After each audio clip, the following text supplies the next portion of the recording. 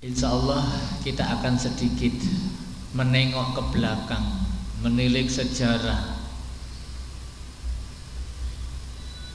peristiwa apa saja yang melatar belakangi kemuliaan bulan Muharram ini. Al-Imam Ibnu Rajab Al-Hambali dalam kitabnya beliau menuliskan pada tanggal 10 Muharram Allah mengampuni dosa Nabi Adam, kesalahan lebih tepatnya ya, kesalahan Nabi Adam alaihissalam dan istri beliau. Juga pada tanggal 10 Muharram Nabi Nuh diselamatkan di atas bahtera. Juga tanggal 10 Muharram Nabi Ibrahim alaihissalam diselamatkan dari kobaran api yang membakar beliau. Tanggal 10 Muharram juga menjadi tanggal di mana Nabi Yunus alaihissalam menyelesaikan ujian ditelan Zunnun dalam perut ikan. Dan tentunya peristiwa-peristiwa lain yang pernah terjadi pada zaman Nabi Muhammad SAW, termasuk ketika Nabi menikahi Sofiyah itu di bulan Muharram. Ini kondisinya beda sekali dengan kultur di Indonesia. Kalau mau hajatan di bulan Muharram justru malah khawatir, takut kenapa-napa. Karena bulan Muharram itu bahasa Jawanya itu bulan Suro. Tetapi bulan Suro ini sebenarnya bahasa Arab juga, karena diambil dari kata asyaratun. Asyaratun menjadi asyuro, artinya 10. Inti kemuliaan bulan Muharram ini ada pada tanggal 10-nya. Ya, termasuk Nabi Musa alaihissalam yang memimpin Bani Israel, Allah selamatkan dari cengkraman penjajahan Fir'aun itu pada tanggal 10 Muharram. Maka ahli kitab dari kalangan Yahudi Nasrani itu mereka punya kebiasaan memuliakan, bahkan menjadikan tanggal 10 Suro atau 10 Muharram itu sebagai hari raya, dengan cara mereka berpuasa 1 hari. Ketika ini diketahui oleh Nabi SAW, maka Nabi mengatakan, kalau kalian menghormati ini untuk menghormati Musa, maka kami yang lebih berhak. Maka disunnahkan, bahkan puasa Asyura ini menjadi puasa wajib sebelum Allah menurunkan perintah puasa Ramadan. Ditegaskan sehingga puasa Asyura itu adalah puasa yang paling baik setelah puasa Ramadan. Maka nanti insya Allah tanggal 10 kita puasa. Nah, sunnahnya juga ditambahi 1 hari sebelumnya, tanggal 9. Untuk apa? Untuk menyelisihi puasanya ahli kitab, atau 1 hari setelahnya, atau boleh 3-3-nya, yang penting ada tanggal 10-nya. Nah, jamaah sekalian, tentang tradisi atau mungkin sudah diyakini bahwa bulan Muharram itu bukan bulan hajatan. Ya, ini memiliki sejarah bahwa takut melakukan hajatan di bulan Suro itu ternyata juga telah berlaku pada zaman sebelum Nabi, di masa jahiliyah. Tapi di Indonesia ini punya sejarah tersendiri, karena mau diakui atau tidak, pengaruh faham Syiah di Indonesia ini juga ada. Orang Syiah itu menjadikan bulan Muharram itu sebagai bulan kesedihan, karena cucunda dari Nabi SAW, yakni Sayyidina Husain itu meninggalnya pada bulan Muharram. Dan juga konon Ibrahim itu anak dari salah satu putra dari Nabi itu meninggal itu juga di bulan Muharram. Qadarullah pas juga gerhana matahari total lagi waktu itu. Maka orang-orang pada mengatakan apa jangan-jangan gerhana matahari ini karena meninggalnya putra Nabi Sallallahu Alaihi Wasallam yang namanya Ibrahim. Maka Nabi menjawab tidak. Gerhana itu tanda-tanda Allah untuk menakut-nakuti manusia. Maka ketika gerhana matahari, sholatlah, bertakbirlah, dan bersodakohlah. Ini terjadi di bulan Muharram juga itu. Bersodakohlah. Bukan karena tanda kematian seseorang ataupun lahirnya seseorang. Ini hadis ini diketahui oleh orang-orang Barat jamaah sekalian, sehingga mereka itu salut dengan Nabi.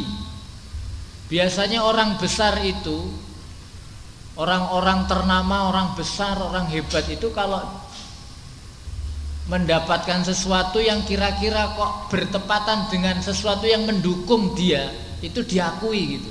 Tapi Nabi tidak. Ini seandainya gerhana itu terjadi bukan difatwa oleh seorang Nabi, mungkin dia bilang, oh ya benar ini dunia ikut bersedih karena saya sedang bersedih gitu. Nah ini bahwa Nabi itu hak benar. Mereka melihat dari gaya tata cara Nabi mensikapi gerhana ketika anak beliau wafat. Nah, di bulan kesedihan ini menurut versi Syiah jangan digunakan untuk bersenang-senang.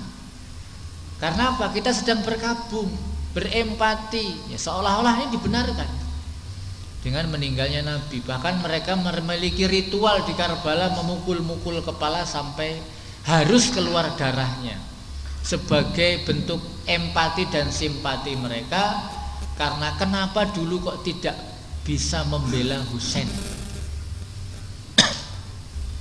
Nah ini adalah pengaruh salah satu akidah dari faham Syiah.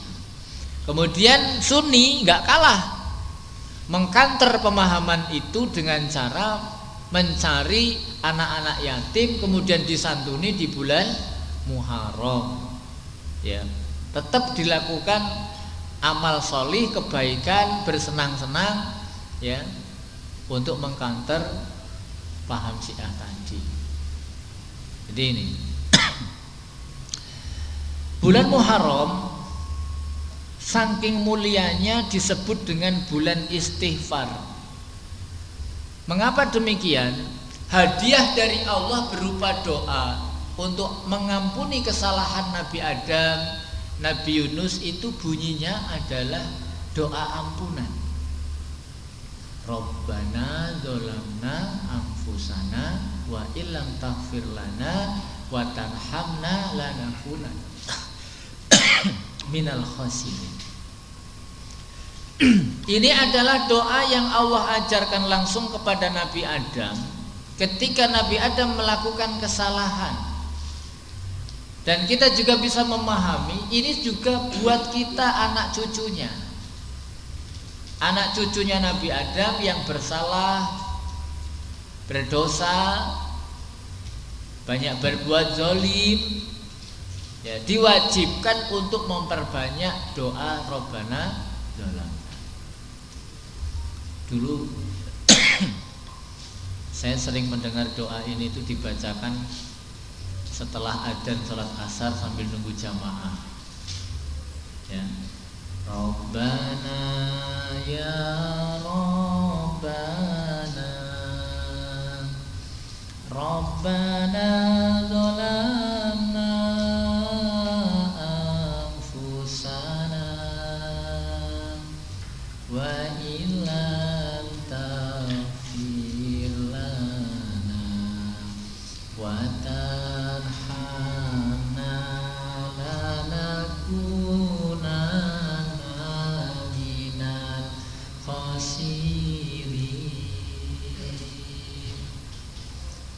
itu doa itu ternyata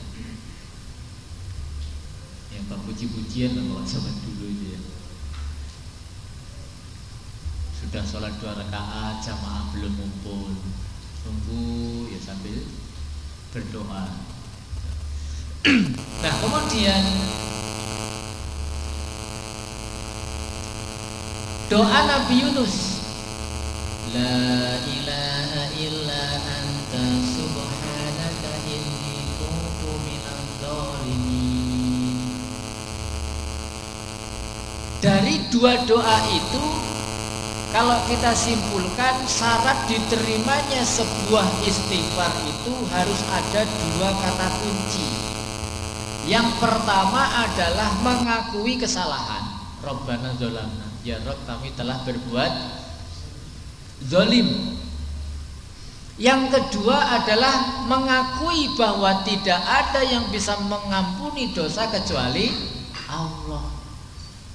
Kita nggak ketemu dengan Tuhan-Tuhan yang lain kecuali Allah yang bisa mengampuni dosa-dosa kita. Nah, maka syahrul istighfar ini tidak berlebihan kalau kita sematkan pada bulan Muharram sebagai bulan untuk memperbanyak istighfar. Kenapa bulan Muharram ini bulan pertama di tahun kalender penanggalan Hijriah? Artinya apa? Kita mulai dengan istighfar. Kita mulai sesuatu yang baru ini dengan semangat. Orang baru kok nggak semangat, ya? Biasanya secara fitrah manusia itu kalau punya sesuatu yang baru pasti semangat. Rumah baru, ya kan, dipel apa Pak, pengantin baru. Nah, iya kan. Pokoknya dirumat dan dirawat lah biasanya. HP baru, mobil baru, pokoknya kalau asal baru saja. Biasanya yang tidak dipedulikan itu kan udah lama, maka harus cari yang baru. Ya, biar semangat lagi. Untung bulan itu cuma 12 muter, baru lagi. Nah, kan semangat lagi.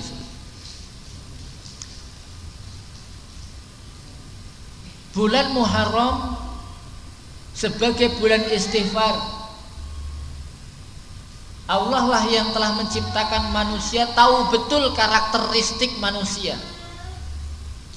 Ya, meskipun Allah tidak ridho dengan sikap kezaliman, perbuatan kemaksiatan dan dosa, tetapi Allah mengizinkan itu terjadi karena apa? Hikmahnya supaya manusia itu mengerti bahwa yang sempurna hanya Allah. Kita nggak boleh merasa suci, merasa lebih baik. Kita itu penuh dengan kesalahan. Kita tuh hanya ingin berusaha berbuat baik, beramal soleh. Itu aja keplesat-pleset, gelincar-gelincir, lupa, khilaf, ya kan? Tapi jangan putus asa. Lalu bagaimana kalau kita itu salah tobat, salah tobat terus menerus? Ya memang begitu. Gak usah putus asa. Kalau salah, tobat lagi. Salah lagi, tobat lagi. Coba, ada kisah nih. Ketika Fir'aun itu Allah tenggelamkan di Laut Merah, ketika ngejar Bani Israel dan Nabi Musa, itu Allah kembalikan laut itu sempurna dan menghempas tentara Fir'aun dan Fir'aunnya. Fir'aun itu hebat kan di darat, di laut nggak bisa renang. Ya kayak ikan hiu itu, hebatnya di laut. Coba taruh di darat, nggak usah diapa-apain, insya Allah ngap gitu. Ya karena bukan habitatnya. Nah, tapi Allah belum mengizinkan Fir'aun langsung mati, cengep-cengep terus, tenggelam, kampul-kampul, terombang-ambing, terhempas sana kemari. Akhirnya nyerah, minta tolong sama Nabi Musa. Musa tolong saya, Musa tolong saya. Nah, Nabi Musa mendengar, tapi mendiamkan. Allah menegur Nabi Musa, ya Musa, kenapa kamu nggak tolong dia? Apa kata Nabi Musa? Lah Fir'aun, saya udah 10 kali datang membawa mukjizat dari engkau ya Allah. Dia itu gak percaya, malah nuduh saya jadi tukang sihir. Ada katak, ada kutu, ada darah. Ya kan, tangan saya bisa berubah menjadi cerah. Saya punya tongkat, macam-macam ini. Dia nggak percaya kalau saya itu nabi. Nah sekarang giliran dia kelelep gini kan nggak tolong. Dulu sudah saya tolong, selamat, kafir lagi. Ya kan, ditolong selamat, kafir lagi. Saya khawatir nih kalau saya tolong dia nanti kafir lagi dia. Ya, karena tahu gelakan kan, tahu kebiasaannya gitu.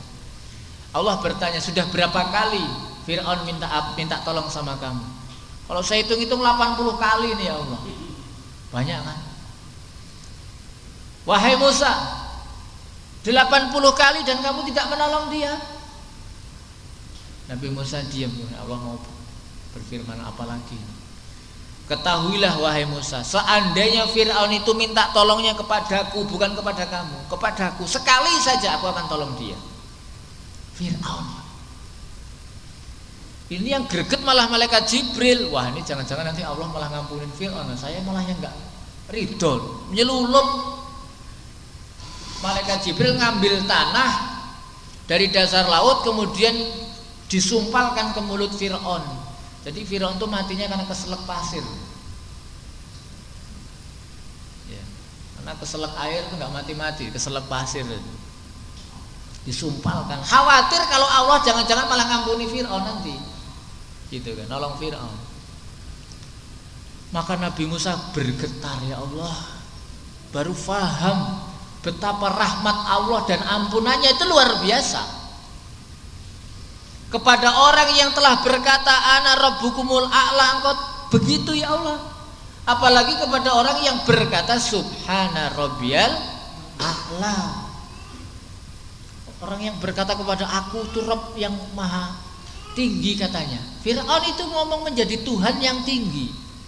Wa qala ana rabbukumul a'la. Tuh Fir'aun. Lah kita ini kan nggak pernah ngomong gitu. Ya salah-salah no, biasalah ya. Tapi ini bukan dalil untuk berbuat dosa loh nih ya. Salah paham, jitak nanti. Kita dijitak sama malaikat loh.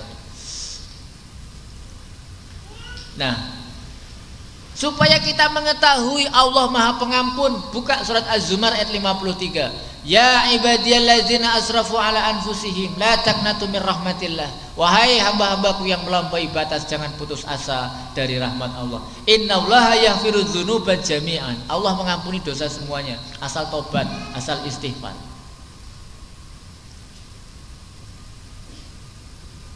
Ya.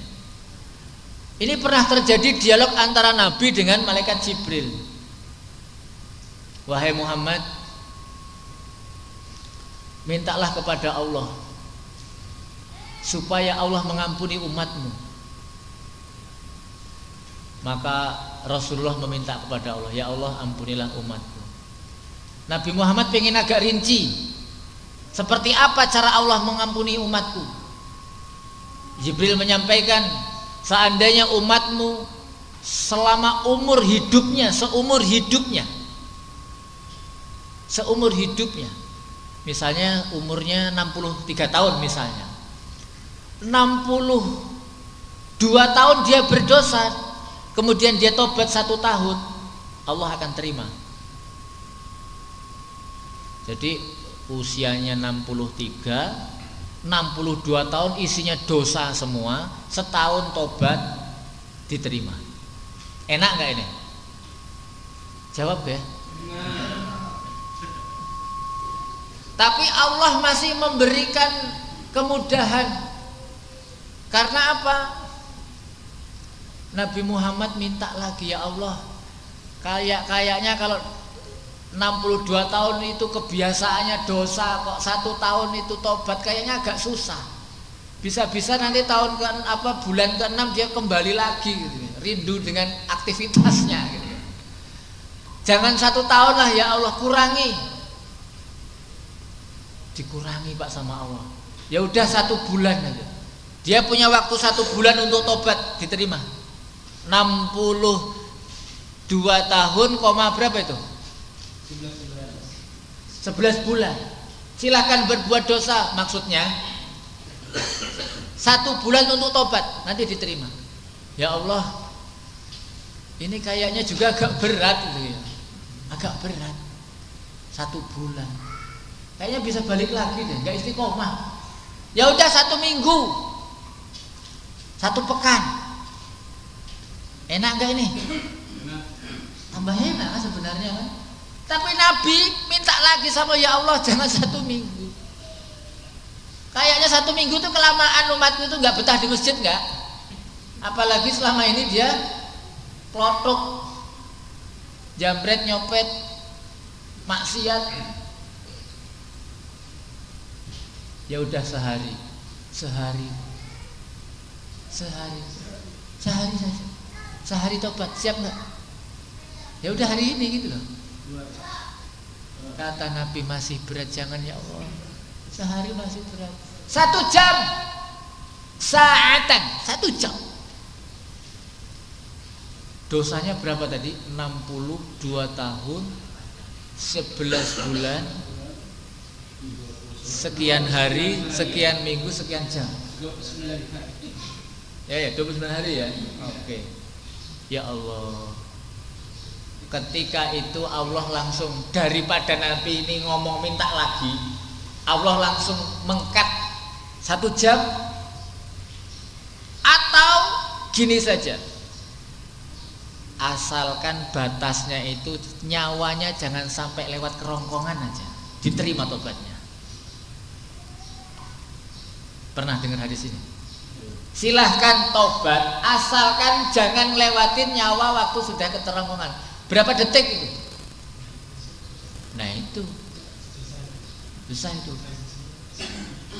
Lah makanya jangan banyak minta. Yang dikasih batas minimal, ya itu dia kan, gitu juga dasar kita ini.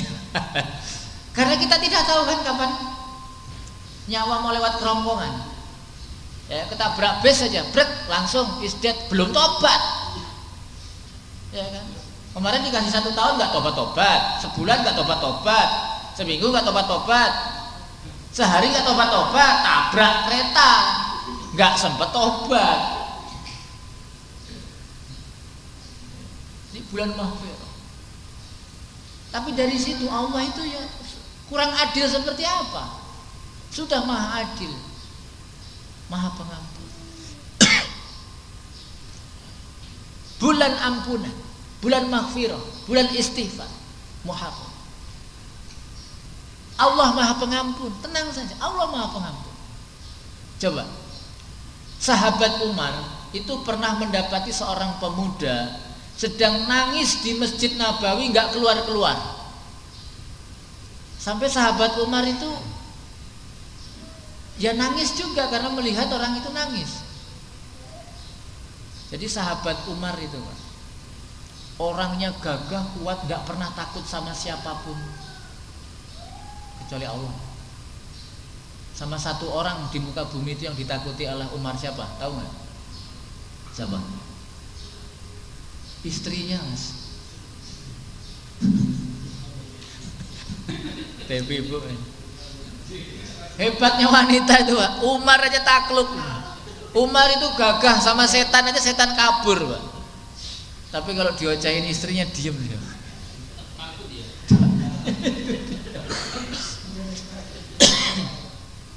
Sahabat Umar. Nah, Umar itu pernah mendapati seorang pemuda yang sedang menangis. Ditanya, kenapa kamu fulan? Gak keluar-keluar, cuma nangis di masjid aja. Kenapa kamu ini? Sampai aku aja sedih lihat kamu itu. Dia itu berkata begini, ya Umar, Amirul Mukminin, saya ini, engkau tahulah siapa saya itu.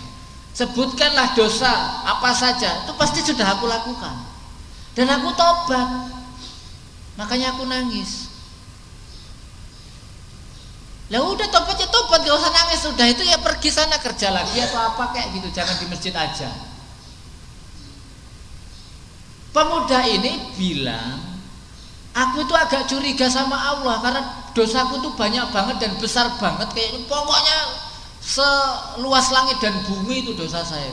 Saya curiga sama Allah, Allah nggak ngampuni saya. Maka saya nggak keluar-keluar dari masjid, nangis terus. Sahabat Umar agak kaget mendengar ucapan anak ini. Loh, kok gitu ya? Saya nggak tahu lebih baik mana kondisimu. Apakah dulu ketika kamu masih berbuat dosa kemudian punya harapan untuk tobat, atau sekarang kamu tobat tapi curiga sama Allah, Allah nggak ngampuni kamu? Saya nggak ngerti lebih baik yang mana ini. Kayaknya dua-duanya nggak bener ini. Maka itu tobat itu optimis. Jangan ya Allah, ya kalau toh nggak engkau ampuni semua dosaku separuh sajalah. Jangan kayak gitu.